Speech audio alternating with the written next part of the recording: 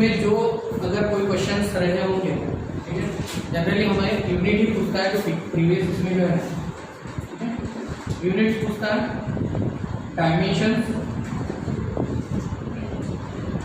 और एक बहुत अच्छी क्वेश्चन पूछता है वो है कि फोर्स और वेट का यूनिट सेम है कि नहीं, इन दोनों की यूनिट सेम है कि नहीं, जैसे इम्पल्स और मोमेंटम का यूनिट सेम है, तो ऐसे क्वेश्चन आते हैं। अगर इन दोनों का यूनिट, इन दोनों से एनर्जी और वर्क का यूनिट सेम है, तो इस प्रकार के क्वेश्चन भी पूछे जाते हैं। समझ में आया? क्वेश्चन क्या है, दोनों के यूनिट सेम है, वेट यूनिट, इन पे ही क्वेश्चन पूछता है, ज़्यादा क्वेश्चन पूछता है। नेक्स्ट है हमारा मोशन। तो मोशन से पहले हम लोग सबसे मेन चीज देखेंगे, that is distance and displacement.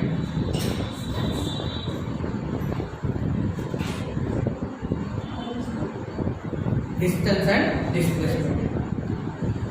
तो ये जगह ले लेते हैं, ये चौक का नाम क्या है? तथागत चौक से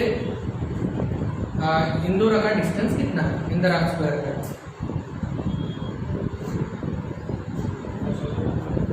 तथागत चौक से इंदौर का डिस्टेंस कितना है? 1 किलोमीटर, ठीक है। और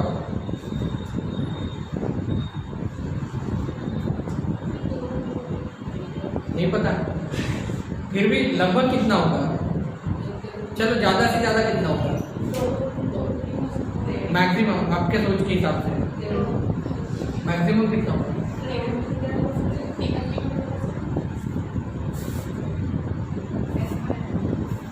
जाना कहाँ से?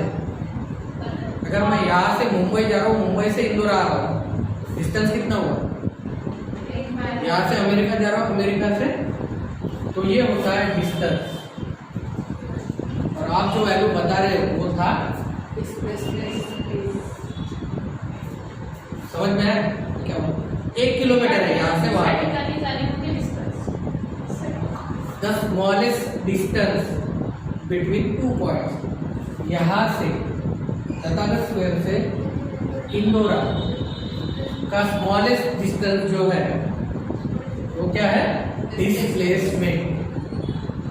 और डिस्टेंस ये इनफाइनाइट है, हम कहीं से भी जा सकते हैं ना, हमें पता है कि सीधा सीधा ही जाना है, बट हम जा कहीं से भी सकते हैं। कंसेप्ट समझ में है क्या बोल रहा हूँ मैं? अमेरिका होके भी इंदौरा जा सकते हैं, रशिया होके भी इंदौरा जा सकते हैं यहाँ से, ठीक है। तो ये फर्क पड़ता है डिस्टेंस और डिस्प्लेसमेंट में, ठीक है। समझ में आया? छोटा सा कंसेप्ट है कि डिस्टेंस कितना भी रह सकता है, but the shortest distance is called displacement. जो सबसे छोटा डिस्टेंस होता है उसे क्या कहते हैं? डिस्प्लेसमेंट कहते हैं। समझ में आ गया? तो ये है 1 किलोमीटर, ये हमारा होता है 0 से लेकर इनफाइनाइट कहीं तक। इसे उसके साथ साथ इसे कोई मैग्नीट्यूड डायरेक्शन नहीं, क्यों? ठीक है, इसे कोई मैग्नीट्यूड और डायरेक्शन नहीं है। डायरेक्शन तो समझ में आता होगा, ठीक है, जाने की दिशा। तो ये हम लोग कैसे जाएंगे? स्ट्रेट लाइन में जाएंगे, या फिर यहाँ से सीधा ऐसा है, समझ, ऐसा तो नहीं है, ऐसा। तो ये हमारी स्ट्रेट लाइन होगी, यहाँ से इंदौरा ऐसा है ना, ये ऐसा जाके ऐसा है ना, ऐसा है। यहाँ पे हम, यहाँ पे इंदौरा ऐसे जाएंगे और ऐसे जाएंगे, तो ये हमारी स्ट्रेट लाइन होगी। तो ये होगा इसका शॉर्टेस्ट डिस्टेंस। यहाँ से ऐसा जाएंगे तो लॉन्ग हो जाएगा। कहने का मतलब ये है कि ये है 1 किलो, और ये जो है ये गिरता है हमारा डिस्टेंस, और ये है डिस्प्लेसमेंट। फर्क समझ में आया? तो ये कितना भी बढ़ सकता है, लेकिन ये शॉर्टेस्ट है, तो इसे कहते हैं डिस्प्लेसमेंट। इसमें 2 चीजें, ये है स्केलर, ये है वेक्टर। ये याद रखिएगा, ये स्केलर क्वांटिटी है, ये वेक्टर क्वांटिटी है। इसको मैग्नीट्यूड डायरेक्शन नहीं रहता, कोई डायरेक्शन नहीं है, कोई मैग्नीट्यूड नहीं है और इसमें मैग्नीट्यूड और डायरेक्शन दोनों रहेगा। ये मोशन के बेसिक पार्ट्स हैं। ये समझ में आया क्या किया है हम लोगों ने? इजी है, ठीक है। हाँ, इसमें मैग्नीट्यूड और डायरेक्शन दोनों रहेगा। डायरेक्शन फिक्स है ना हमारी, यहाँ से हम यहीं जा रहे हैं और मैग्नीट्यूड 1 है हमारा, यहाँ से हम डायरेक्ट यहीं जा रहे हैं। 2-3 घरों को कुचल के जाएंगे लेकिन स्ट्रेट लाइन में जाएंगे, घर के ऊपर से कुछ के जाएंगे कि शॉर्टेस्ट डिस्टेंस चाहिए हमें। यहाँ से इस घर से उस घर में, उस घर में, ऐसे शॉर्टेस्ट डिस्टेंस से जाएंगे। ये नहीं बोला है उसने, ठीक है। तो शॉर्टेस्ट डिस्टेंस ढूंढना है, उसका मैग्नीट्यूड फिक्स है, ठीक है, और डायरेक्शन फिक्स है, इसी डायरेक्शन में जाना है, ठीक है। तो पहला इंपॉर्टेंट पैरामीटर समझ में आ गया। डिस्टेंस और डिस्प्लेसमेंट में फर्क कैसा है। सेकंड है हमारा स्पीड और वेलोसिटी। सेकंड क्या है, स्पीड और वेलोसिटी। यूनिट्स दोनों के सेम है, मीटर पर सेकंड। वेलोसिटी का यूनिट है मीटर पर। फिर से फर्क क्या है, ये स्केलर है, ये वेक्टर है, सही है, ठीक है। उसके साथ साथ हम किसी गाड़ी को स्पीड में चलाते, हम किसी गाड़ी को स्पीड में चलाते हैं, स्पीड में चला रहे हैं, उस समय हम ये बोलते थे मैं पूरब में 25 की स्पीड से गया, मैंने सिर्फ स्पीड में गाड़ी चलाई। जब न्यूज बनती है north east west south direction है ना, नॉर्थ ईस्ट वेस्ट साउथ, इससे ही न्यूज बना हुआ है, ठीक है। ये याद न्यूज किससे बना है, नॉर्थ ईस्ट वेस्ट साउथ। तो जब डायरेक्शन लगती है तब वो बन जाती है वेलोसिटी।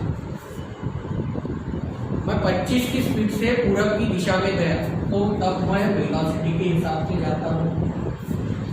अगर मैं सिर्फ 25 की स्पीड से जा रहा हूँ तो क्या है, मेरी स्पीड है। समझ में आया अभी?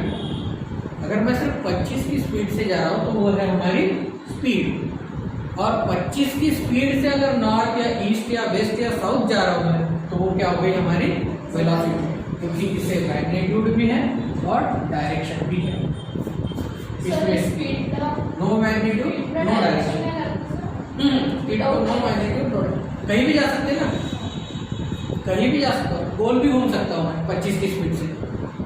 No magnitude no direction.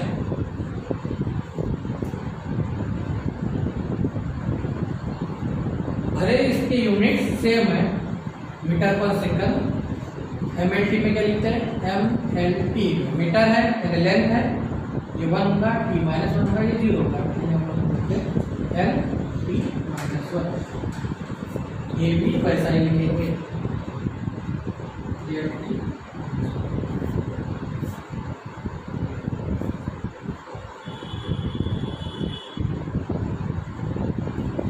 ठीक है। इन दोनों में डिफरेंस समझ गया, इजी है, किसी को ऊपर से तो नहीं जा रहा, पूछ सकते, कोई प्रॉब्लम नहीं, इजी है, ठीक है। इसको ऐसे रहने देंगे। इसमें भी 2 टाइप है, वेलोसिटी आई है, इसमें 2 टाइप है जो हमेशा कंफ्यूज करती है। अभी वेलोसिटी बताया मैंने, तो एक स्पेसिफिक इसको डायरेक्शन है, ये स्पेसिफिक डायरेक्शन है velocity. Magnitude as well as direction. Magnitude यानी सिंपल उसका लेंथ मेजरमेंट, डायरेक्शन आपको पता ही है, बताया news north east south west कहीं भी जा सकते।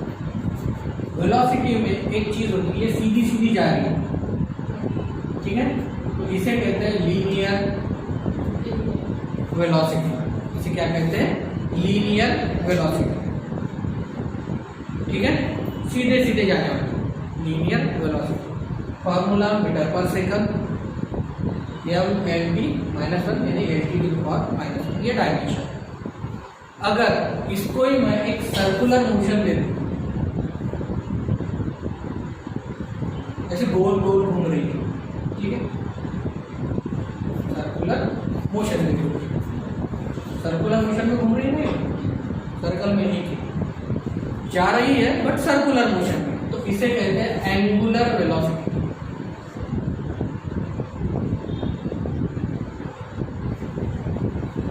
इसे क्या कहेंगे? Angular velocity. समझ में आया क्या बोला?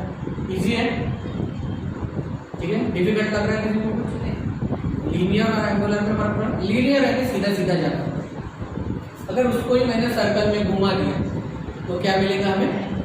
तो ये एक एंगल में घूम रहा है, थीटा, कोई भी हो सकता है 90, 30, 50, उसके मन से एक एंगल में घूम रहा है। इसमें आपको ये दिख रहा है क्या? डिस्टेंस,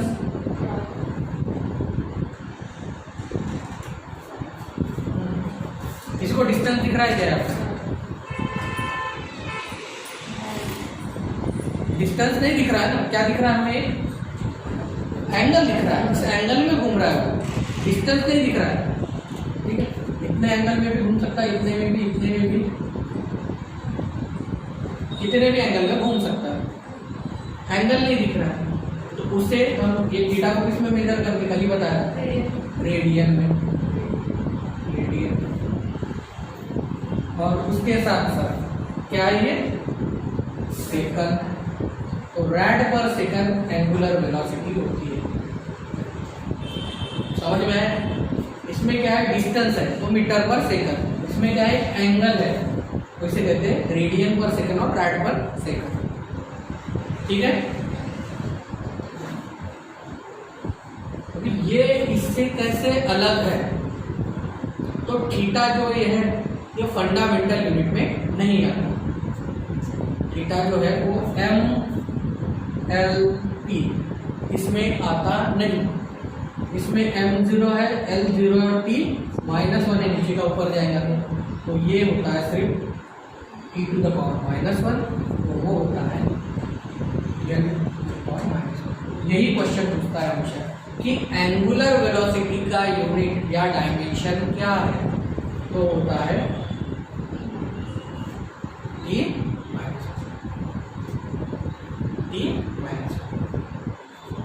अभी समझ में आया कहाँ से आएंगे? एंगुलर वेलोसिटी का डायमेंशन क्या होता है? That is T-। और किसका है T-1? और किसका है T-1? टाइम का इनवर्स क्या होता है? 1/t क्या होता है? फ्रीक्वेंसी। टाइम का यूनिट होता है फ्रीक्वेंसी, ये भी T-1।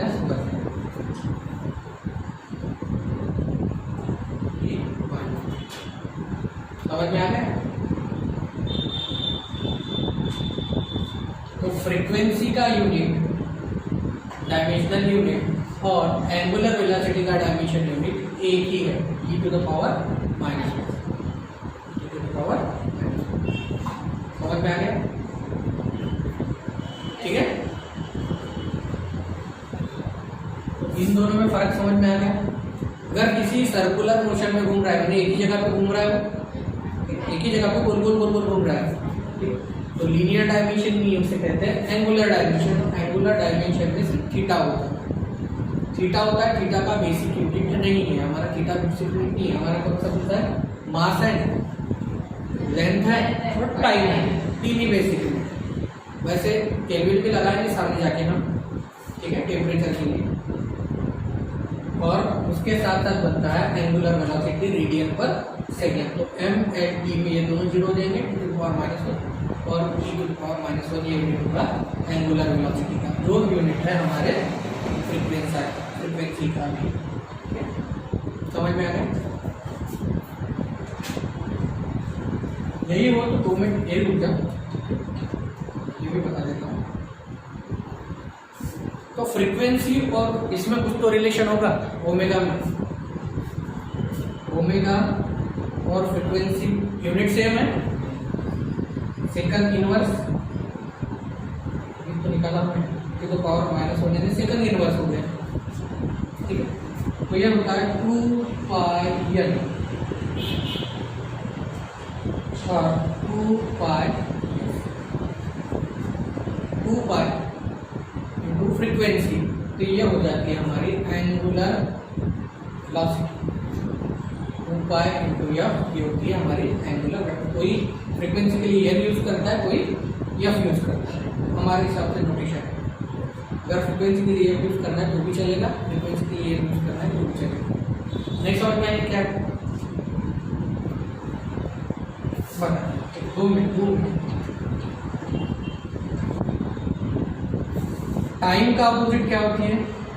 फ्रीक्वेंसी होती है, तो होता है 1/f से ही लेंगे फ्रीक्वेंसी को, ठीक है। ये तो बताया आपको, टाइम का अपोजिट फ्रीक्वेंसी होती है, टाइम के अपोजिट फ्रीक्वेंसी होती है। उसके साथ अगर मैं इसको इन्वर्स कर दूं तो फ्रीक्वेंसी का अपोजिट क्या होगा? टाइम, ठीक है। फ्रीक्वेंसी का अपोजिट क्या हो जाएगा? टाइम हो जाएगा। यहाँ तक समझ में आ गया? अभी ये अगर ऊपर लेके जाओ तो ये होता है time inverse frequency equal to क्या हो गया? Time inverse. ये यूनिट किसका है? अभी बताया मैंने, ये यूनिट है ओमेगा का भी, अभी निकाला ना हमने, ठीक है। तो इस ओमेगा के साथ सिर्फ इसका पूरा रोटेशन, ये कितना रहता है? सर्कल का पूरा रोटेशन कितना डिग्री रहता है?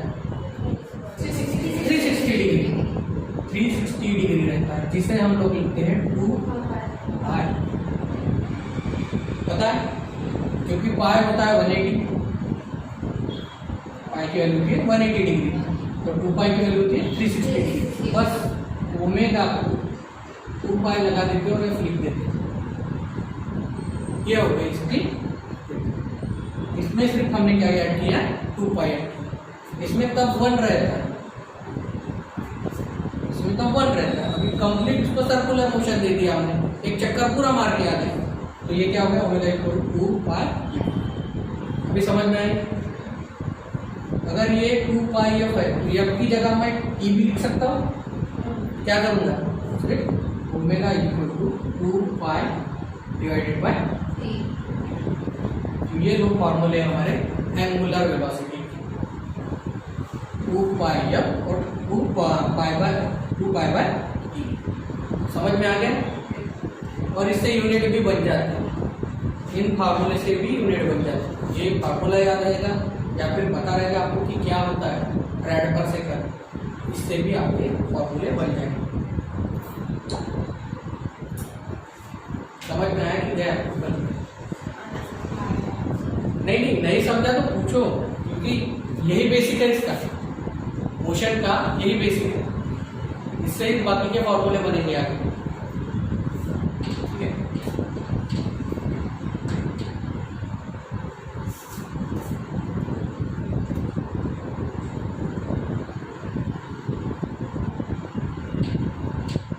फिर से एक बार बता दूं, समझ गया आपको? वही पूछ रहा हूँ, इसलिए वही पूछ रहा हूँ बार बार कि समझ रहा है कि नहीं। एक हमारा है सर्कुलर मोशन, ठीक है, एक कंप्लीट सर्कुलर मोशन है। इस पूरे सर्कुलर मोशन का 2π एंगल होता है, क्योंकि 2π कितना होता है? 360। यहाँ तक तो आप समझ लो, ठीक है। यहाँ से छोटा सा पार्ट या कंप्लीट पार्ट भी ले लिया तो कोई प्रॉब्लम नहीं, ठीक है। ये है एंगल हमारा थीटा। ये जो 2π जो है, ये पाई वैल्यू जो है उसे रेडियन कहा जाता है। ये डिग्री है, डिग्री सेल्सियस और डिग्री में डिफरेंस है, ठीक है। डिग्री सेल्सियस टेम्परेचर के लिए और डिग्री रेडियन के लिए, एंगल के लिए, ठीक है। यहाँ तक समझ में आ गया? तो रेडियन कहते हैं। अगर एक सर्कुलर मोशन मुझे यहाँ से यहाँ कंप्लीट करना है, यहाँ से स्टार्ट किया मैंने और कंप्लीट होके मैंने यहाँ पे आ गया, यहाँ से कंप्लीट होके मैं यहाँ पे आ गया, तो मुझे कितना टाइम लगा 2π डिस्टेंस कवर करने में? यहाँ से मैं यहाँ गया, यानी 2π घूमा पूरा 360 डिग्री, उसके लिए मुझे टाइम लगाऊंगा, यहाँ से यहाँ जाने के लिए टाइम लगाऊंगा, ठीक। तो 2π पाई डिस्टेंस कवर करने के लिए मुझे कितना टाइम लगा, उससे कहते हैं हमारी एंगुलर वेलोसिटी। ये समझ में आ गया? ठीक है, इजी है, सिंपल ही है ना। Distance divided by time, metre पर सेकंड हमारे जनरल इसमें, तो angular distance divided by time omega angular velocity. ठीक है, और टाइम को हम लिखते हैं 1/f। टाइम होता है फ्रीक्वेंसी का अपोजिट, टाइम होता है फ्रीक्वेंसी का अपोजिट, तो बस इसकी जगह हम लोग लिख देंगे 2 1/f। ये ऊपर चला जाएगा तो ये हो जाएगा 2π, और इसका यूनिट रहेगा, ये नीचे में है, टाइम इनवर्स में है, ये हो जाएगा t⁻⁻, रेडियन को हम लोग यूनिट में लिखेंगे। यहाँ तक अभी कीजिए, अभी समझ में आ गया सबको? ठीक है, तो ये हो गया हमारा एंगुलर मोशन। उसके साथ साथ आता है हमारा नेक्स्ट है एक्सेलरेशन। ठीक है, किसी पे डिपेंडेंट, सब बेसिक पे ही डिपेंडेंट है।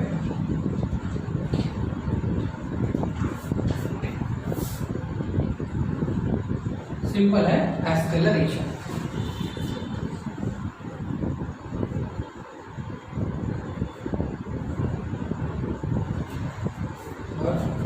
ये भी, इसमें भी दो टाइप है, लीनियर, दूसरा है एंगुलर।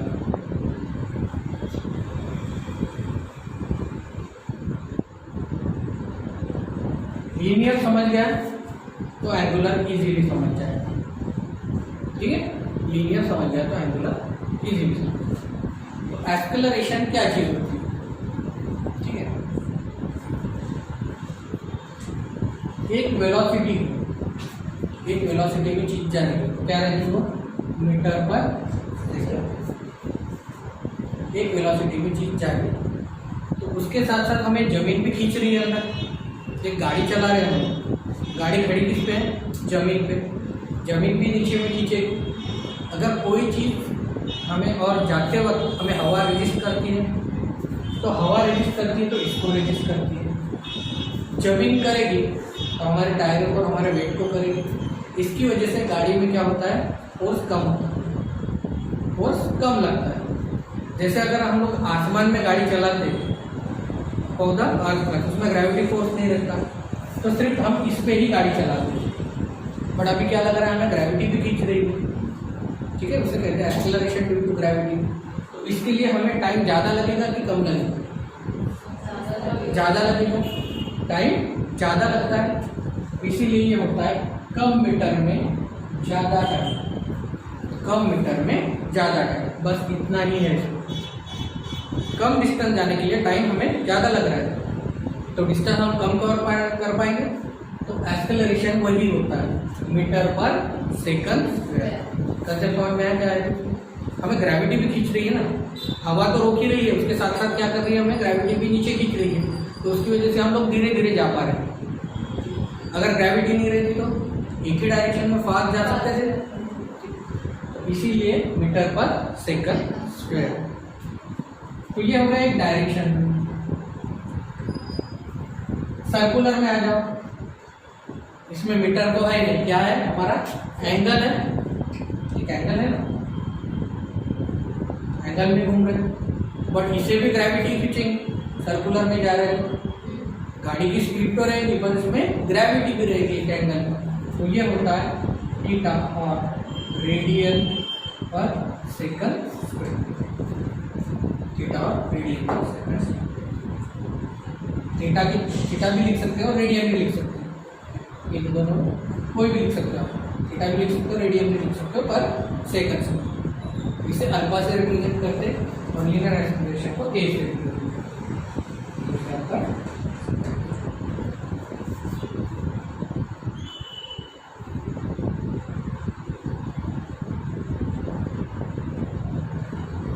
ये सिंपल ग्रेविटी खींचने वाली है हमारे पास। ठीक है, समझ में आया कि गया? वैसे इजी है।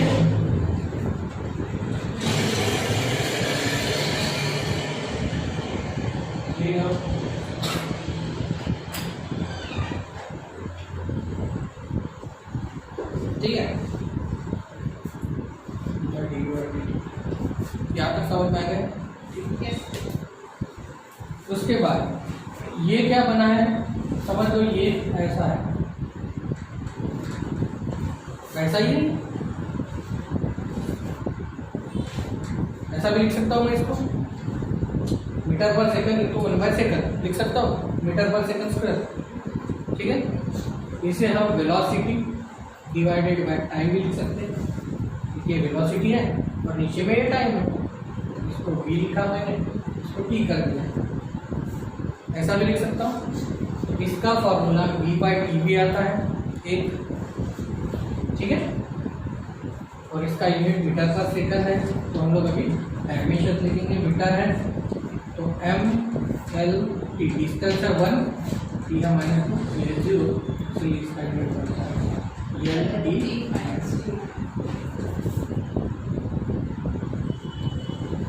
नहीं समझ में आया? इजी है ना? इधर रैड पर सेकंड है, रैड का कोई यूनिट होता है,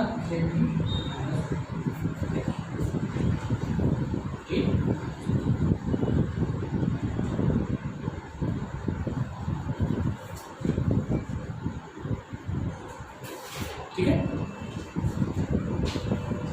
ये चीजें हमें इम्पोर्टेंट देती है, यही पूछता है एग्जाम में ज़्यादा से ज़्यादा, ये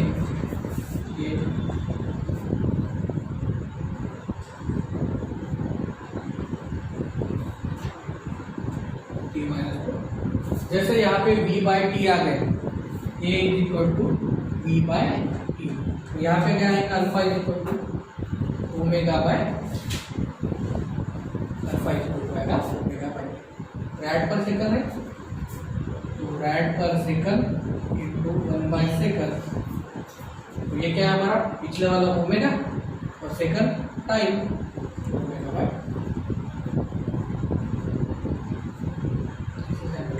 और रेडियन, किसी में भी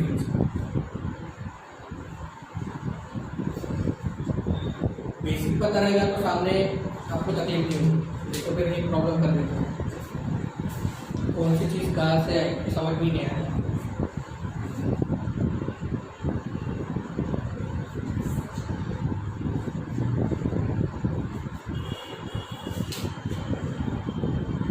ठीक है, ये हो गया बेसिक। अभी चालू का चैप्टर मोशन, इसके ऊपर ही डिपेंडेंट है, इसलिए ये पढ़ा था।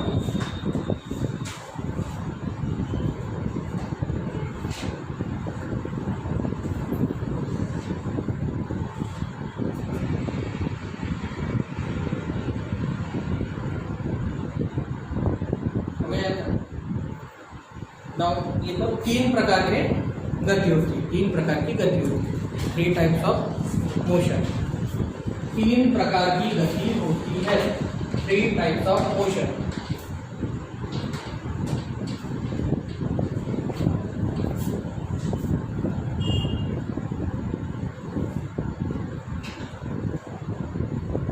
तीन प्रकार की गति होती है, 3 टाइप ऑफ मोशन।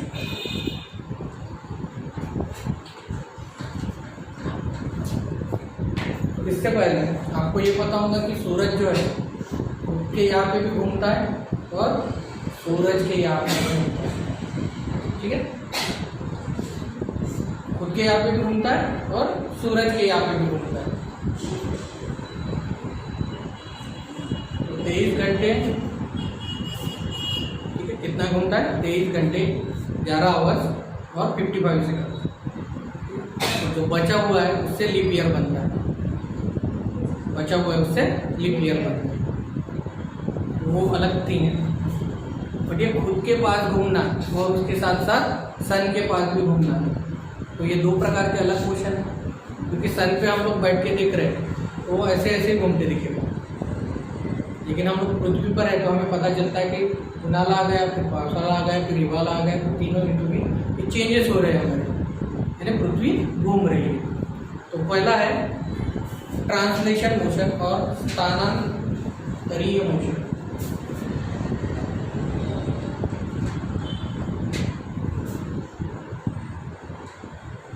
स्थानांतरीय गति,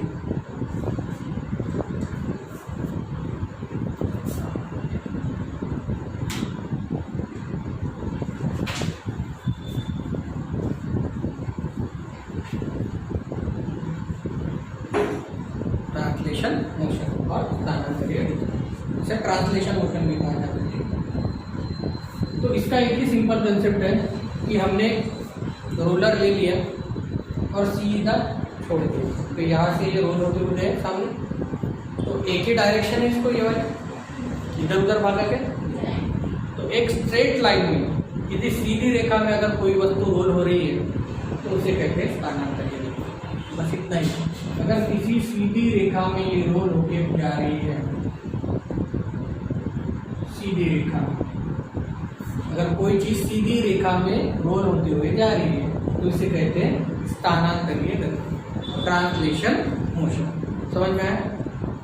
ये है, ठीक है, रोल होते हुए थे सीधा जा रही है, सीधा जा रही है, कहीं पलटी नहीं हो। सीधी रेखा में जो रोल होती है उसे कहते हैं स्थानांतरीय गति। और रोटरी ट्रांसलेटरी ट्रांसलेशन इजी है, सीधे सीधा ही जा रहा है। अभी मैंने दूसरा बताया था, सेकंड है हमारा रोटेशनल मोशन और पूर्णन गति। पूर्णन गति का रोटेशनल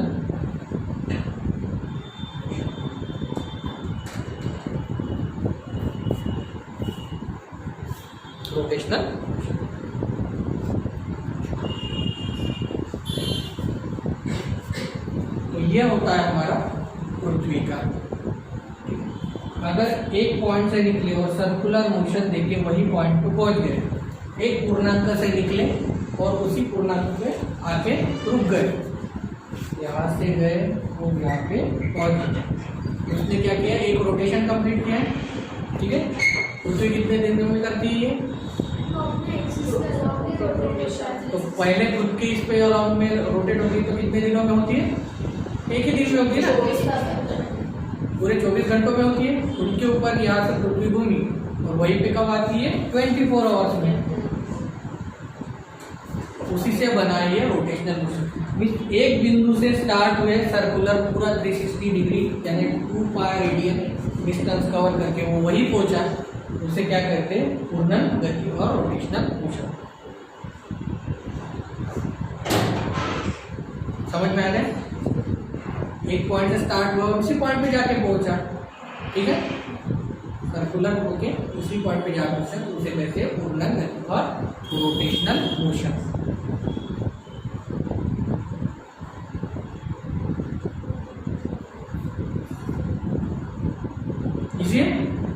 और लास्ट होता है वाइब्रेटरी मोशन। तीसरा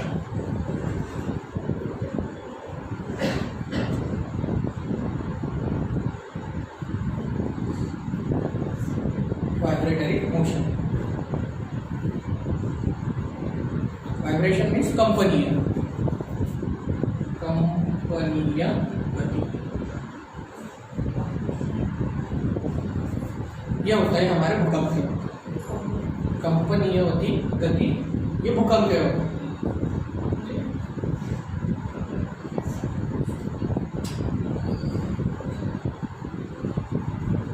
हमने ये देखा कि ये एक पॉइंट से सीधी लाइन में जाके एक दूसरे पॉइंट पे पहुंच गया। ये भी देखा कि उसी पॉइंट से चालू हुआ उसी पॉइंट को पहुंच गया, ठीक है। अगर इस पॉइंट से एक चीज चालू हो रही है, फिर पहले इधर गई, फिर इधर घूमी, फिर इधर घूमी, फिर इधर घूमी और यहाँ पहुंची, यहाँ पे गई, यहाँ से यहाँ पे गई, यहाँ से यहाँ पे गई, यहाँ से यहाँ पे गई और यहाँ से यहाँ पे गई। मोशन में तो है वो, बट लीनियर में है क्या, यानी ट्रांसलेशन में है क्या, सर्कुलर में है क्या। तो ये एक बिंदु से दूसरे बिंदु पे, दूसरे से तीसरे पे, तीसरे से चौथे पे, ऐसे जब ट्रैवल करती है विदाउट स्पेसिफिक पाथ। कोई स्पेसिफिक पाथ है इसका, इसलिए यहाँ ऊपर गया, फिर नीचे, फिर राइट में, फिर लेफ्ट में, फिर ऊपर।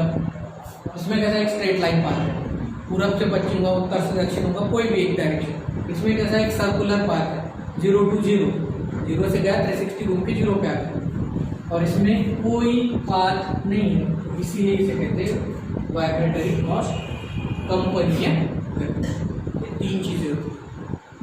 वाइब्रेटरी और कंपनीय गति। समझ में आया? इजी है। स्थानिक, ट्रांसलेशन, रोटेशनल एंड वाइब्रेशन।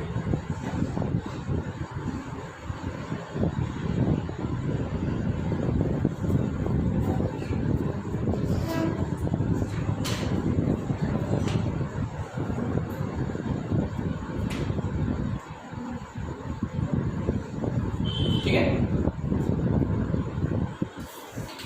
ये हो गया हमारा मोशन का बेसिक। तो 3 प्रकार की गतियां हमारे पास मिलती है। नेक्स्ट है स्केलर क्वांटिटी और वेक्टर क्वांटिटी। इसी में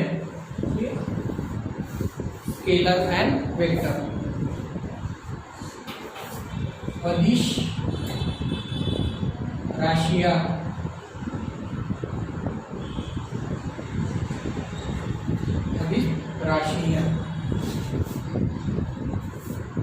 और सदिश राशियां। सदिश राशियां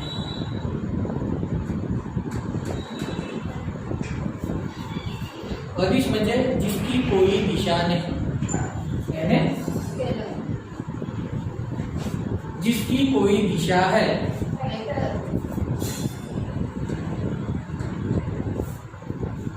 अदिश राशियां और सदिश राशियां। अदिश राशियां और सदिश, ठीक है। जिसकी कोई दिशा नहीं, जिसकी कोई दिशा है। एक एक आप ही डिफरेंशिएट करोगे, मैं क्वेश्चन पूछूंगा, ठीक है। मैग्नीट्यूड और डायरेक्शन तो समझ में आ गया ना, ठीक है। डिस्टेंस को किस में दूं? ये है जे समझ लो, और ये है यस, इसमें डायरेक्शन सदिश सदिश, ठीक है। ए और एस डिफरेंस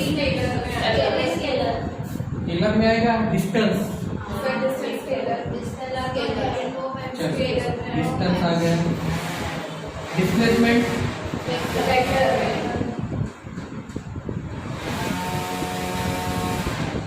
स्पीड, यहाँ पे वेलोसिटी। एक्सेलरेशन कहाँ है?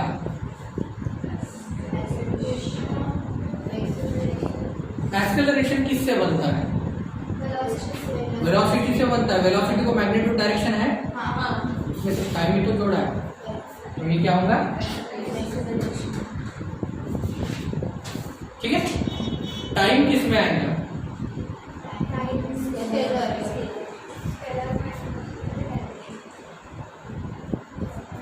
कोई मैग्नीट्यूड कोई डायरेक्शन से नहीं बढ़ता, टाइम सिर्फ टाइम से बढ़ता है, ठीक है। उसके बाद फोर्स किस में आएगा?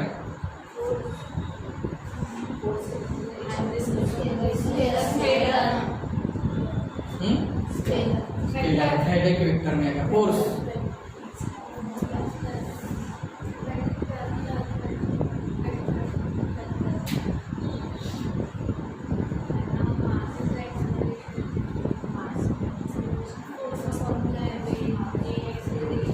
फोर्स ये होता है मास इनटू डिस्प्लेसमेंट। डिस्प्लेसमेंट किस में आता है?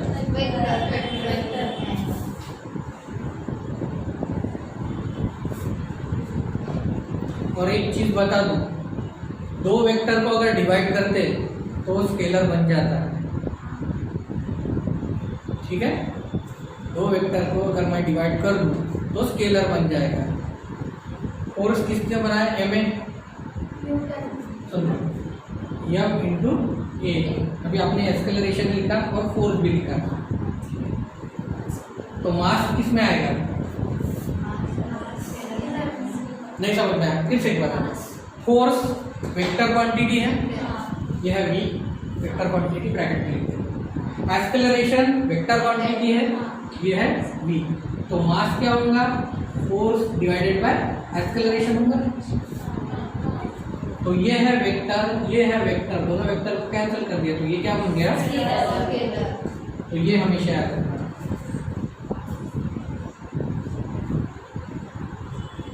ठीक है। समझ में आ गया? उसके साथ साथ इसमें स्केलर और क्वांटिटी लिख लो।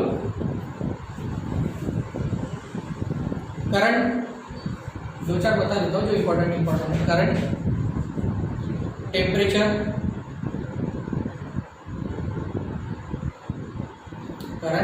And pressure. इसमें करंट, टेम्परेचर, प्रेशर। करंट तो करंट लिखते हैं, टेम्परेचर ताप और प्रेशर दाब, ये सभी आते हैं इसमें। और वेक्टर में लिखिए, वेक्टर में बहुत सारे हैं।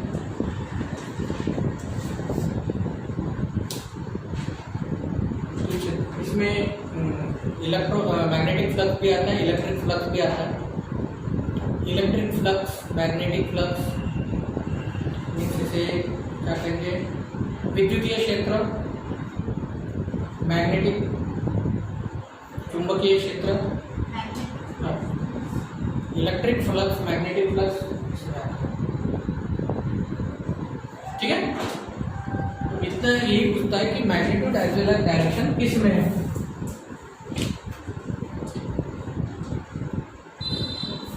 स्केलर क्वांटिटी और वेक्टर क्वांटिटी हमें पता रहनी चाहिए।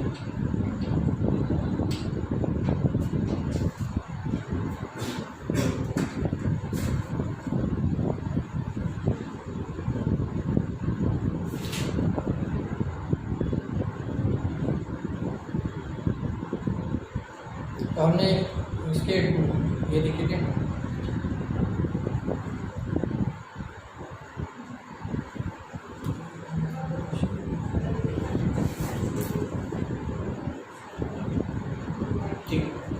यहाँ तक समझ में आ गया था। हमने डिस्टेंस देखा था, वेलोसिटी देखी थी, एक्सेलरेशन देखा था, ठीक है। डिस्टेंस, वेलोसिटी, एक्सेलरेशन, मीटर पर सेकंड, मीटर पर सेकंड। तो ये हमें सिंपल बेसिक इक्वेशन अभी लिखेंगे हम लोग। एक फर्स्ट इक्वेशन ऑफ मोशन, गति के प्रथम समीकरण,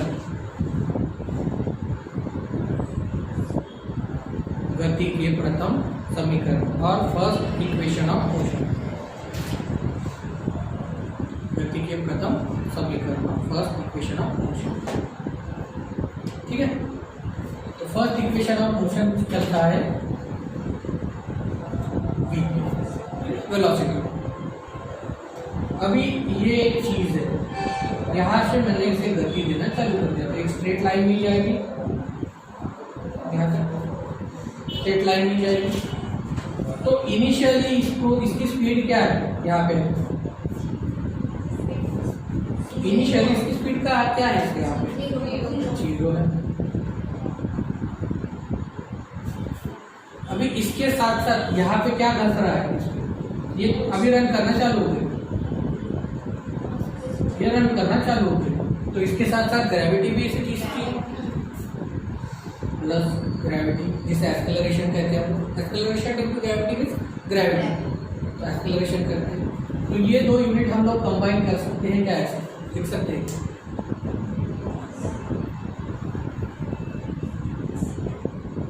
ये दो यूनिट लिख सकते हैं क्या ऐसे। अरे आए, कभी भी ऐसे यूनिट लिखे नहीं जाते, क्यों? इसका यूनिट क्या है,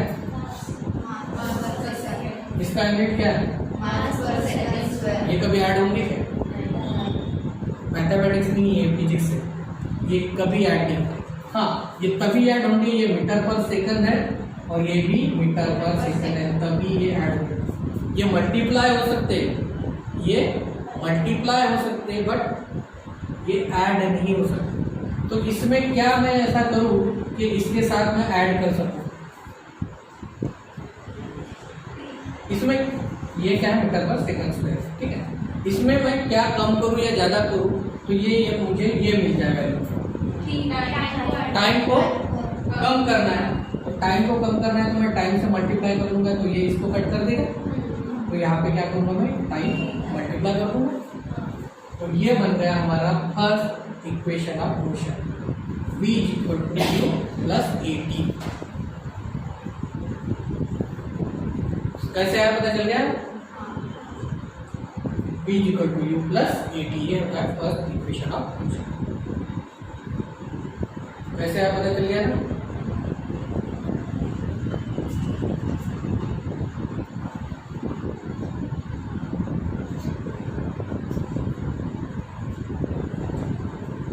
ठीक है, इजी है। ये इसकी इनिशियल वेलोसिटी है और ये एक्सीलरेशन वेलोसिटी है जो इसे नीचे की तरफ, कहीं से तो स्टार्ट हुआ ही होगा नहीं, कहीं से स्टार्ट हुआ नहीं, यहाँ से स्टार्ट हुआ, तो u0 प्लस ए टी। ये इसलिए निकालते कि कभी कभी हमें क्वेश्चन पूछता है कि एक आदमी पहले 3 किलोमीटर गया और 3 किलोमीटर पे फिर वो सामने 5 किलोमीटर पे गया, ठीक, तो ये बन जाती है तब उसकी u0, इसीलिए हम लोग u लिखते हैं। यहाँ पे तो जीरो ही है, सिंपल है, आपको पता ही है, यहाँ पे जीरो है क्योंकि यहीं से स्टार्ट हुआ है। बट कभी कभी यहाँ से पूछता है कि 3 किलोमीटर बाद से वो स्टार्ट हुआ लीड से, तब कब क्या करके हम लोग क्या भी यू की वैल्यू लिखेंगे 3 लिखेंगे, तो तब का प्रॉब्लम। ठीक, सेकंड लिखेंगे हम लोग गति का द्वितीय समीकरण, सेकंड इक्वेशन ऑफ मोशन, गति का द्वितीय समीकरण और second equation of motion, second equation of motion.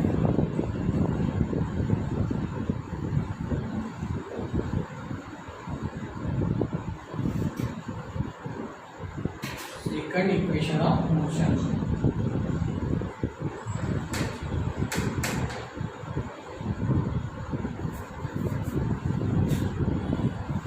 ठीक है।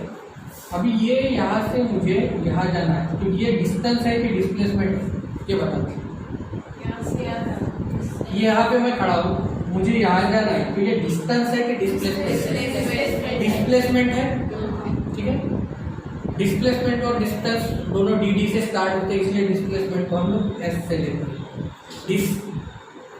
इसको एस से लेते हैं। तो यहाँ से मुझे यहाँ जाना है, ठीक है, यहाँ से यहाँ जाना है, तो ये शॉर्टेस्ट डिस्टेंस है, ये आपको पता है, तो इसीलिए इसको कहते हैं डिस्प्लेसमेंट। डिस्प्लेसमेंट करते वक्त मुझे एक वेलोसिटी मिली, डिस्प्लेसमेंट करते वक्त यहाँ से मैं यहाँ गया ना, तो एक वेलोसिटी से ही जाऊँगा, कुछ जा रहा हूँ ना, चलते चलते चलते चलते। तो ये इन दोनों का यूनिट सेम है क्या? ये किसमें है? मीटर में। ये क्या है? मीटर पर सेकंड है। तो ये दोनों बराबर हो सकते हैं, ये दोनों बराबर हो सकते हैं? नहीं हो सकते। तो इसमें क्या करूँ मैं कि ये बराबर हो जाए? क्या करूँ? टाइम को मल्टीप्लाई कर देता हूँ, टाइम टाइम कैंसल, तो मीटर मीटर आ गया, तो इसमें भी हमने एक टाइम जोड़ दिया। ठीक है, नहीं समझ में आया? इजी है ना। सिर्फ क्या हुआ, इसका मीटर पर सेकंड है, यूनिट कितना है? यू यानी इनिशियल वेलोसिटी, बी भी ले सकते हो आप, आपकी मर्जी। एक वेलोसिटी है, एक वेलोसिटी से जा रहा हूँ मैं, वी ले सकते हैं, यू ले सकते हैं, आपके ऊपर डिपेंड करता है। एक वेलोसिटी से जा रहा हूँ, तो हमारा जो डिस्प्लेसमेंट है और हमारा जो वेलोसिटी है, ये दोनों की यूनिट डिफरेंट है, तो यूनिट सेम करने पड़ेंगे, तो इसे खुद को भी मल्टीप्लाई करना पड़ेगा। तो क्या मल्टीप्लाई कर सकते हैं हम? टाइम, क्योंकि टाइम से टाइम कैंसिल हो जाएगा और मीटर मीटर। अगर मैं जा रहा हूँ, अगर मैं जा रहा हूँ तो मुझे क्या खींच रही है? ग्रेविटी नीचे खींच रही है, तो एक्सेलरेशन भी है इसमें, ठीक है। तो मुझे ग्रेविटी नीचे खींच रही है ना, एक्सेलरेशन। इसका यूनिट क्या है? मीटर पर सेकंड स्क्वायर। तो ये और ये सेम है क्या? तो इसे क्या करूं मैं कि ये सेम हो जाएगी, टाइम का स्क्वायर मल्टीप्लाई करूंगा। इसे क्या करूंगा? टाइम का स्क्वायर, यानी ये दोनों कैंसिल हो जाएंगे, यानी ये हुआ 80 स्क्वायर, 80 स्क्वायर। बट मैं जब चलता हूँ तो एक पैर हमेशा हवा में रहता है, तभी मैं चल पाऊंगा, यानी मैं अपनी आधी एनर्जी यूज कर रहा हूँ, यानी हमें आधा ही एक्सेलरेशन लग रहा है। तो ये होता है second force equation, second equation of motion, that is S is equal to U T plus half of A T. समझ में आया क्या किया मैंने? बस इसमें आधी एनर्जी ही लगती है, क्योंकि आधी यहाँ पे यूटिलाइज करी और आधी यहाँ पे यूटिलाइज करी, इसलिए यहाँ पे आधी ही एनर्जी लगती है। से चलने। एक आज से आया पता चल गया आपको? ये बहुत इंपॉर्टेंट पैरामीटर है, इसमें ये लगता ही है।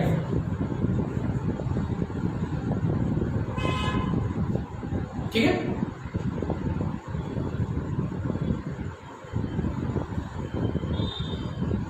यहां तक समझ में आया? ये second equation.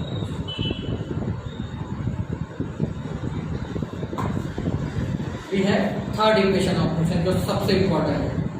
Third equation of motion means गति का तृतीय समीकरण। क्या हो गया? बता दो, गति का तृतीय समीकरण। गति का तृतीय समीकरण जो एनर्जी में बहुत ज्यादा यूज होता है, जो एनर्जी में बहुत ज्यादा यूज होता है। तो इसमें चीज क्या होती है बता दो। एक रॉकेट लॉन्च कर रहा है, ठीक है, एक रॉकेट लॉन्च कर रहा है, तो पहले यहाँ से रॉकेट का एक स्पार्क निकला बहुत हाई स्पीड से, बट इसकी वजह से उतना ऊपर नहीं उठ पा रहा है, तो उसने क्या कर दिया, सेकंड छोड़ दिया। First, second, third stage wise वो क्या करता है, ब्लास्टिंग करते रहता है। तो फर्स्ट स्टेज में फर्स्ट वेलोसिटी से ये यहाँ से यहाँ तक गए, उसके बाद उसने दूसरा रॉकेट छोड़ा, दूसरे वेलोसिटी लग गई, तो वेलोसिटी इनटू वेलोसिटी हो गए, तो ये क्या हो गया, वेलोसिटी का स्क्वायर बन गया। हम लोग एक फोर्सफुली चीज को, जैसे वो झूलने वाला रहता है, मालूम है, झोंका देते, तो पहले से ही झोंके पे उसने छोटा सा फोर्स रखा, लेकिन हमने और जोर से झोंका दे दिया। पहले यहाँ से यहाँ तक जाता था, यहाँ पे हम खड़े हैं, एक बेटा है, उसको झोंका दिया। अभी अगर हमने एक फोर्स दे दिया तो ये इतनी वेलोसिटी से जा रहा था, तो अभी वो यहाँ तक पहुँच जाएगा। तो ये वेलोसिटी और वेलोसिटी क्या क्या हो गया, मल्टीप्लिकेशन, वेलोसिटी को वेलोसिटी मिली, ठीक है। बट यहाँ पे था ये वेलोसिटी का स्क्वायर, यहाँ पे था तो उसकी जीरो वेलोसिटी थी, क्योंकि हमने पकड़ के रखा था। इसको तो कंबाइन करना है। अभी ये दोनों तो इक्वल है, ये हो गया मीटर स्क्वायर सेकंड स्क्वायर, ये भी हो गया metre square second square, plus इसमें कोई काटने वाली चीज है, इनिशियल और फाइनल सेम है ना, दोनों को यूनिट सेम है, यानी ये दोनों ऐड हो सकते हैं, ठीक है। यहाँ पे है, रोक के रखा है, छोड़ दिया तो ये धीरे धीरे धीरे धीरे जाएगा, यानी ये मिल जाएगी। अभी इसमें और एक चीज है, कौन खींचता है हमें, ग्रेविटी खींचती है, एक्सेलरेशन ड्यू टू ग्रेविटी लिखते हैं ए। अभी ये है metre square second square, metre square second square, plus ये क्या है, मीटर पर ऐड होंगे। क्या कमी है, मीटर कमी है यहाँ पे, तो क्या दूं इसको, ये डायरेक्शन है स्पेसिफिक, क्या देंगे हम इसमें, डिस्प्लेसमेंट देंगे। तो u square plus is equal to u0 v square is equal to u0 square plus as। ये हो गया third equation of motion.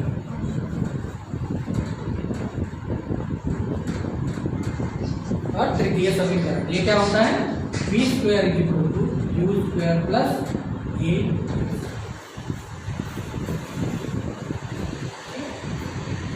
But ये यहाँ से यहाँ गया और यहाँ से वापस आया, तो कितने राउंड हुए इसके, 2 राउंड हुए, इसलिए हम यहाँ पे 2 बार ग्रेविटी नीचे खींच रही ना हमें, पहले जाते वक्त यहाँ पे खींचेगी और यहाँ पे आते वक्त भी खींचेगी, तो 2 राउंड होते हैं, इसलिए v square equal to u square plus 22 इसमें हाफ लगता है और इसमें, क्योंकि ये एक ही डायरेक्शन है, ये 2 डायरेक्शन, ठीक है।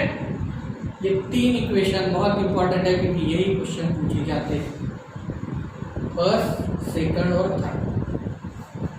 ये यूनिट बराबर करना जरूरी है। अगर किसी इसमें ये नहीं दिया होगा तो वो देख लेना, ये दिया नहीं, ये समझ लो, यानी ये मैच नहीं हो रहा है, यानी ये रॉन्ग है, ठीक है। यूनिट इसीलिए इक्वल करना जरूरी है, क्योंकि अगर किसी का यूनिट छूट गया तो वो क्वांटिटी से मैच नहीं होती। आंसर समझ में आ गया। प्रेशर फोर्स के साथ मैच नहीं होता, प्रेशर के साथ ही मैच होगा, वेलोसिटी के साथ ही मैच होगी, स्पीड के साथ ही मैच होगी। हर एक चीज़ जो है वो उसी क्वांटिटी के साथ ऐड हो सकती है, सब्ट्रैक्ट हो सकती है, लेकिन वो मल्टीप्लाई और डिवाइड किसी भी चीज़ के साथ हो सकती है। इसी से फॉर्मूले बनते हैं। ठीक है, अच्छा समझ में आया? कोई चीज़ किसी चीज़ के साथ ऐड सब्ट्रैक्ट हो सकती है तभी जब उसके यूनिट सेम है, जब उसकी यूनिट सेम है। मल्टीप्लाई डिवाइड हो किसी के साथ भी हो सकती है तो कोई प्रॉब्लम नहीं, लेकिन जब तक यूनिट सेम नहीं होते तब तक वो ऐड और सब्ट्रैक्ट नहीं होती। यही फॉर्मूले बनाने का वही राज है। ये ऐड और सब्ट्रैक्ट उसी वजह से हुए क्योंकि हमने यहाँ पे क्या किया, टी को ऐड कर दिया मल्टीप्लाई करके, तभी ये यूनिट सेम हो गए और ये इक्वेशन बन गए। यहाँ पे टी स्क्वायर, यहाँ पे यस, तो ये चीज़ें होती हैं। तो इक्वेशन 1, 2, 3 ये बहुत इंपॉर्टेंट इक्वेशन है। ठीक है, नाउ हम लोग चलते हैं गुरुत्वाकर्षण की तरफ। इसमें मोस्ट ऑफ द टाइम ये बता दूं कि ये जो चीज़ है ये जीरो रहती है क्योंकि इनिशियली हम यहीं पे खड़े हैं तो यू जीरो था। बट कभी कभार यही क्वेश्चन पूछता है कि 3 किलोमीटर के बाद की वैल्यू, तब ये यू की वैल्यू 3 बन जाएगी।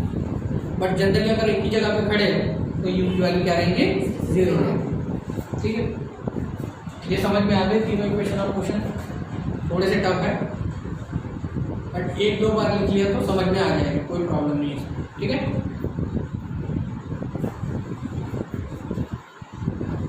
हम लोग चलते हैं एक्सेलरेशन ड्यू टू ग्रेविटी और गुरुत्वाकर्षण की तरफ। नेक्स्ट गुरुत्वाकर्षण, acceleration due to gravity.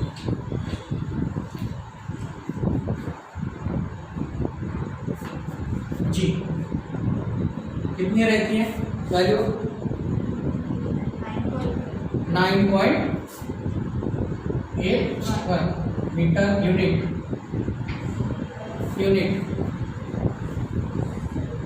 Acceleration due to gravity, metre पर सेकंड का, ये बहुत इंपॉर्टेंट है, ये पूछता है मीटर पर second square. Acceleration due to gravity 9.81 metre पर सेकंड स्क्वायर। ठीक है, ये है हमारा मून और ये है हमारी अर्थ।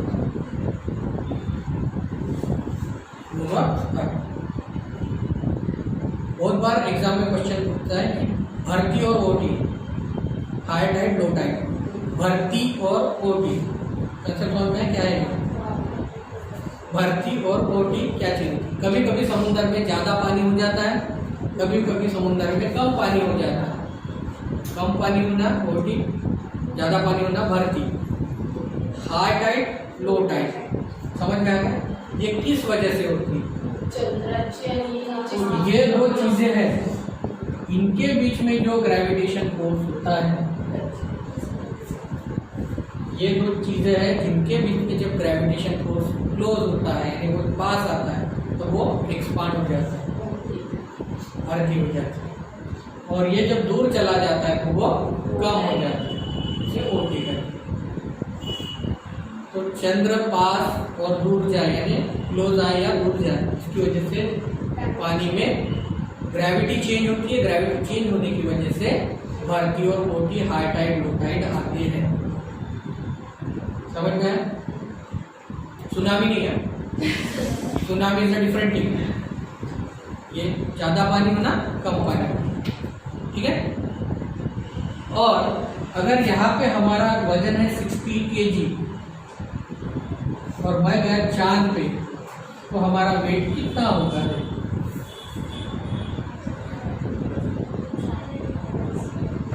ये बहुत बार पूछा गया क्वेश्चन है। अगर यहाँ पे मेरा वेट 60 kg है तो चांद पे कितना होगा?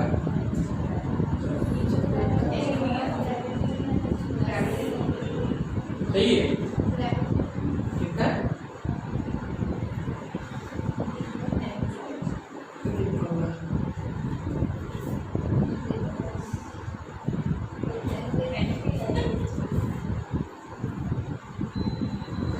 ये वेट की बात कर रहा हूं मैं, मास की नहीं। मास उतना ही रहेगा, वेट की बात कर रहा हूं। क्यों?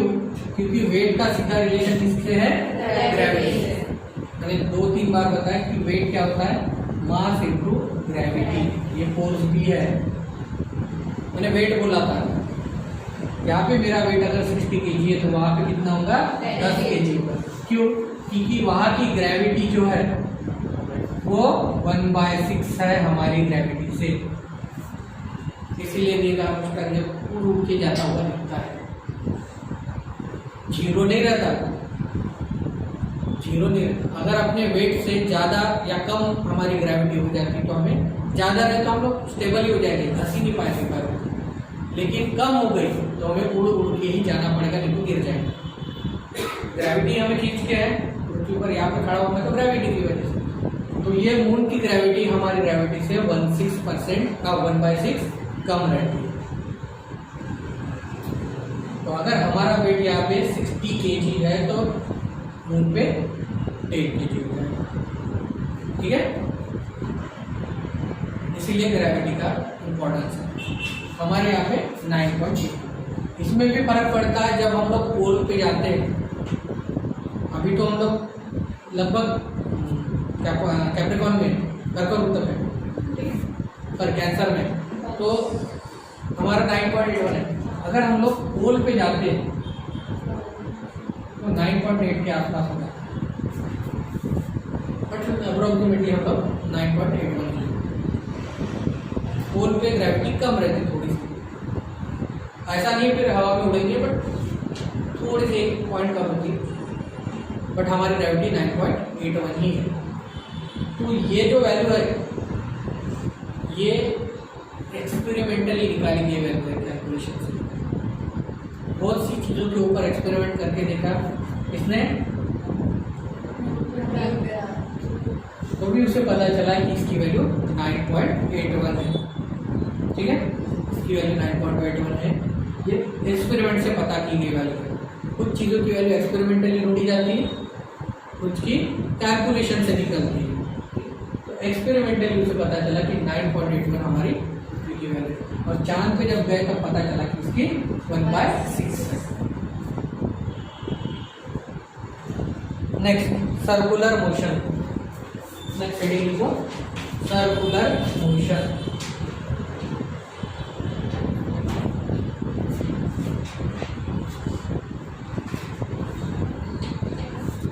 Circular motion, circular motion means वृत्तीय गति, वृत्तीय गति, सर्कुलर मोशन।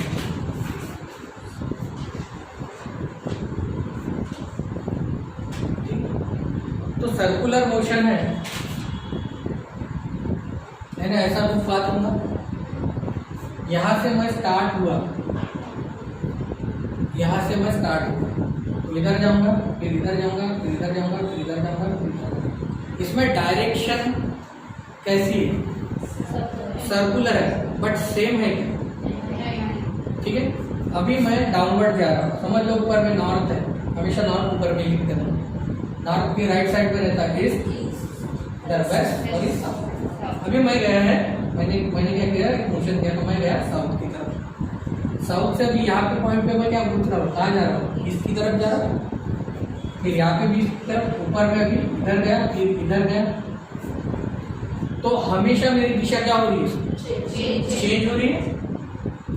तो सर्कुलर मोशन में हर बार दिशा क्या हो जाती है, चेंज हो जाती है। तो ये लिख सकते हैं हम लोग,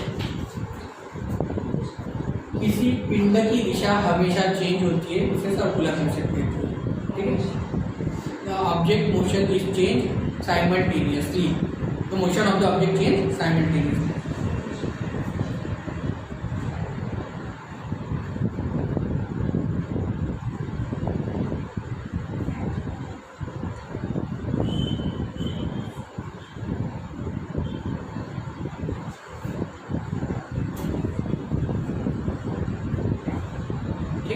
चेंज हो रही है, इसमें कोई स्पेसिफिक डायरेक्शन नहीं है ना, पूरब जा रहा हूँ, पश्चिम जा रहा हूँ, उत्तर जा रहा हूँ, दक्षिण जा रहा हूँ, फिर से गोल घूम रहा हूँ, ठीक है।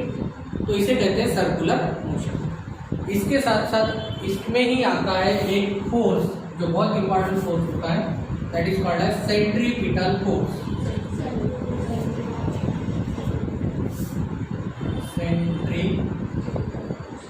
सेंट्रीपिटल जिसे कहते हैं मराठी में अभिकेंद्रक बल। अभिकेंद्रक बल।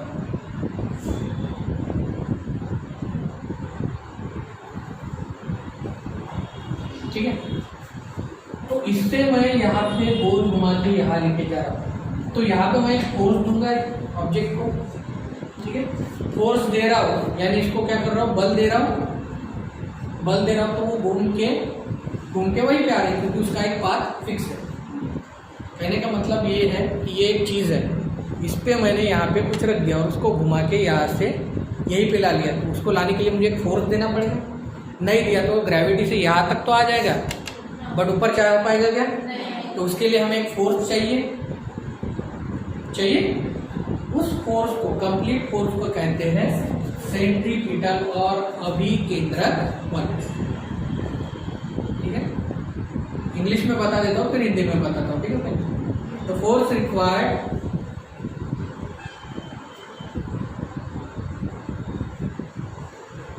To rotate the object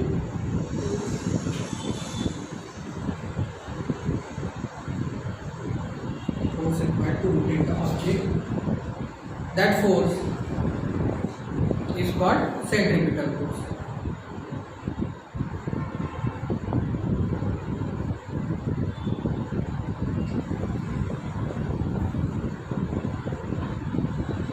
Force required to rotate object in circular motion. The force required to rotate object in circular motion. Circular motion में जाना है ना. The force required to rotate the object in circular motion is called centripetal force. सिर्फ in circular motion. Marathi में वृत्तीय पथ में किसी वस्तु को चलाने के लिए जिस बल की आवश्यकता होती है, वृत्तीय पथ में किसी वस्तु को चलाने के लिए जिस बल की आवश्यकता होती है, वृत्तीय पथ में किसी वस्तु को चलाने के लिए जिस बल की आवश्यकता होती है उसे कहते हैं अभिकेंद्रक बल। अभिकेंद्रक बल।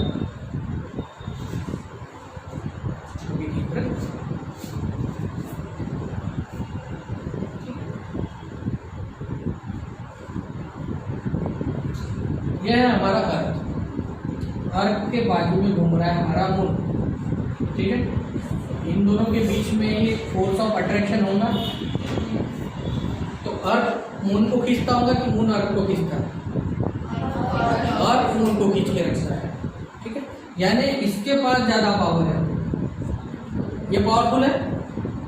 ठीक है, ये इसको खींच के रखता है। अगर ये इसको खींचेगा नहीं तो ये कहीं भी घूम जाएगा, दूसरे इसको भी जाके खींचेगा, बट इसको ये खींच के रखता है।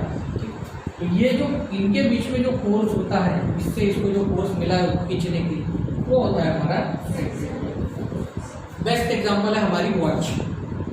तो वॉच होती है, ये सेंटर होता है और कांटे इधर इधर इधर इधर ऐसे होते हैं, तो यही फोर्स देता है ना इसको घूमने के लिए। अगर ये हटा दो तो कांटे घूम पाएंगे? तो ये भी एग्जांपल है हमारा सेंट्रीपिटल फोर्स। तो घड़ी के कांटे, डायरेक्शन ऑफ मून, ये सभी किसके एग्जांपल है? Centripetal force. एग्जांपल में लिख सकते हो आप, उपग्रह का डायरेक्शन, उपग्रह की गति, उपग्रह की गति और घड़ी की सेकंड वाली सुई की गति।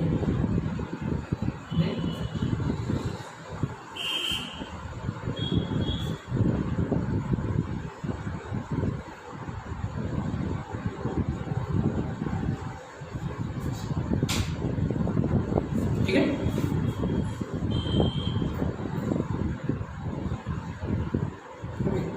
इसी में आगे बढ़ते हैं।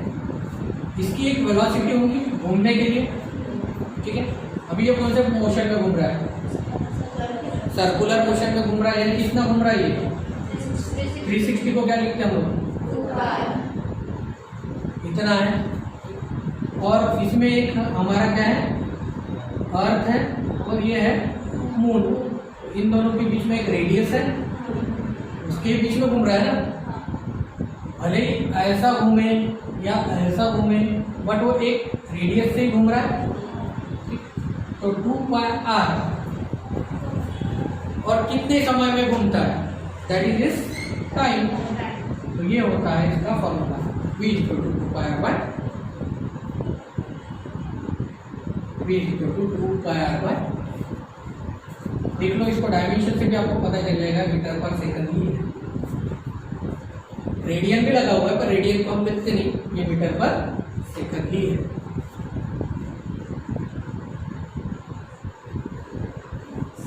ठीक है,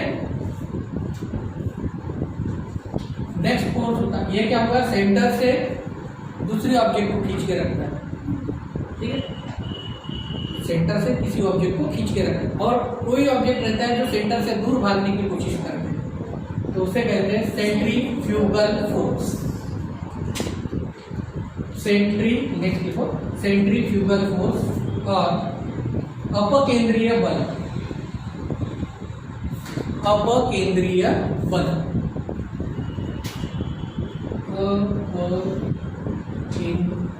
अपकेंद्रीय बल और सेंट्रीफ्यूगल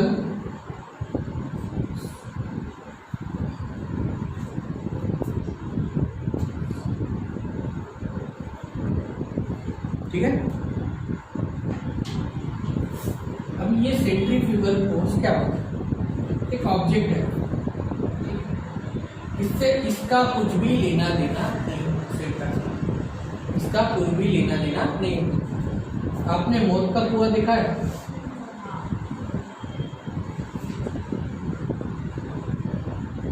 ऐसे वेल रहती है मौत का कुआं, और यहाँ पे इस डंडियों पे वो गाड़ी चलाता है, इस डंडियों पे गाड़ी चलाता है ना।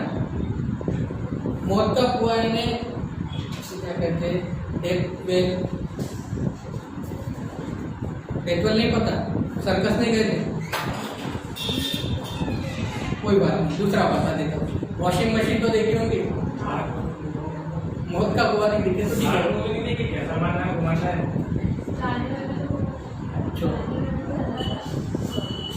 वॉशिंग मशीन तो देखी है।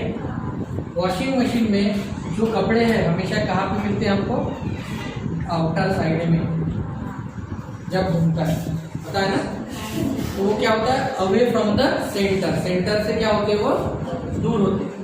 मौत का कुआं नहीं दिखा तो वॉशिंग मशीन पे देखिए, वॉशिंग मशीन तो देखिए, अगर आप स्पिनिंग के लिए एक क्लॉथ डालते हो, ठीक है, जब वो घूमता है, ठीक है, ड्राई होने के लिए, तो हमेशा आपको एक कॉर्नर पे दिखेगा, सेंटर पे नहीं। तो ये जब इसको थ्रो करता है बाहर में, उस फोर्स को कहते हैं सेंट्रीफ्यूगल फोर्स। ठीक है, नहीं समझ में आया। अरे एक रोटेशन मोशन में आउटर बाहर जब फेंकता है किसी चीज को, खींचता नहीं है, खींचता जब है, ये इधर जब खींचेगा अपनी तरफ तब होगा सेंट्रीपिटल, और ये इधर बाहर फेंकेगा तो ये होगा सेंट्रीफ्यूगल। एक ही बात याद रखना, बाहर फेंकता है यानी वो फूक जाता है, नहीं होना मुझे, यानी वो फूक गया तो सेंट्रीफ्यूगल फोर्स। तो प्यारा है, पास आ जाए, ठीक है, तो ये हो गया सेंट्रीपिटल फोर्स। यही याद रखना, फूका हुआ है, बाहर फेंकेगा, ठीक है, प्यार से पास बुलाएगा तो पीटल। सेंट्रीफ्यूगल और पीटल में फर्क समझ में आएगा।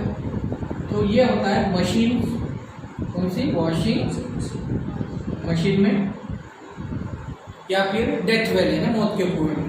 वॉशिंग मशीन जो है उसमें सेंट्रीफ्यूगल फोर्स होता है, या फिर डेथ वेल में। डेथ वेल मीन्स मौत का कुआं।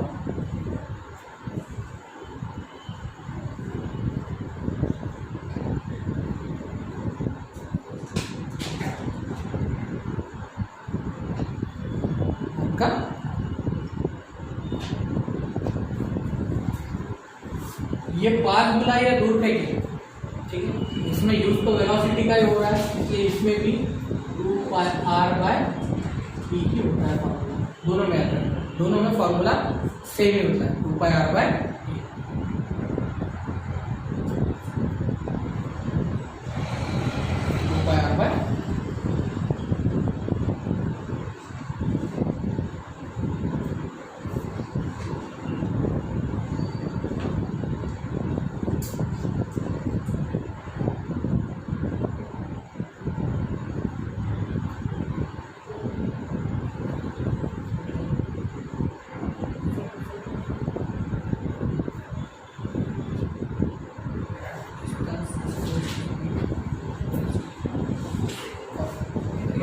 यहाँ पे स्टॉप कर देंगे आज के लिए, ठीक है। तो यहाँ तक कुछ समझ में नहीं आया, समझ में आया गया ऊपर से। देखो ये क्वेश्चन आपको क्वेश्चन पूछते ही है कि पृथ्वी चांद को किस इसमें खींच के रखती है, ये क्वेश्चन पूछता है हमेशा। वो लिख सकते हो आप कौन से कोर्स से, पीटर से, ठीक है।